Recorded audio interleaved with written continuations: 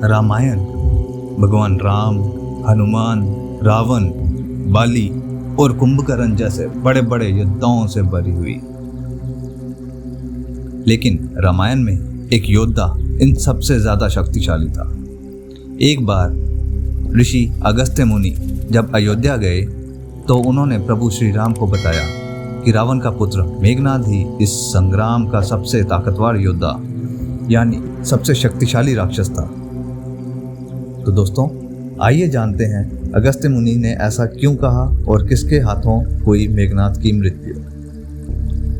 ऐसा कहा जाता है कि रावण के घर जब पुत्र ने जन्म लिया तो उसके रोने की आवाज बिजली के कड़कने जैसी थी। यही कारण था कि रावण ने अपने बेटे का नाम मेघनाद रख दिया, जिसका अर्थ होता है बादलों में कड़कती बिजली। राक्षसों के सबसे बड़े गुरु ने मेघनाद के अंदर छिपे योद्धा को पहचाना था और उसे युद्ध के गुण सिखाए। उन्होंने मेघनाद को देव अस्त्रों का भी ज्ञान दिया, जिससे वो अधिक बलशाली हो गया था। मेघनाद अकेला ऐसा वीर था जिसके पास ब्रह्मास्त्र समेत पुष्पास्त्र और वैष्णवा अस्त्र थे। यही कारण है कि वो अकेला राम की पूरी सेना पर भारी था। दानव और देवों के बीच हुए एक युद्ध में रावण के पुत्र मेघनाद ने अकेले ही इंद्र को पराजित कर दिया था। इंद्र को हराने के बाद वो उन्हें बंधक बनाकर अपने साथ ले आया।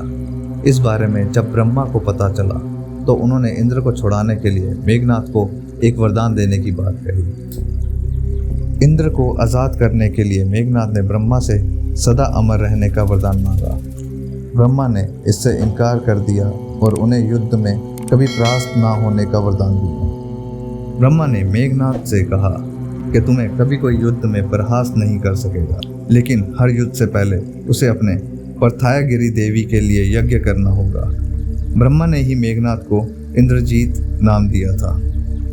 कुंभकर्ण का वध होने के बाद युद्ध भूमि पर कदम रखते ही मेघनाद ने कोहराम मचाकर रख दिया था। अपने मायावी शस्त्रों से उन्होंने राम की पूरी सेना को हिलाकर रख दिया था।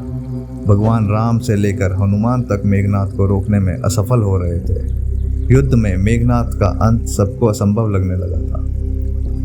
रावण के भाई विभीषण ने भगवान राम से कहा कि मेघनाद जब यज्ञ करता है तब उसके पास कोई हथियार नहीं होता है।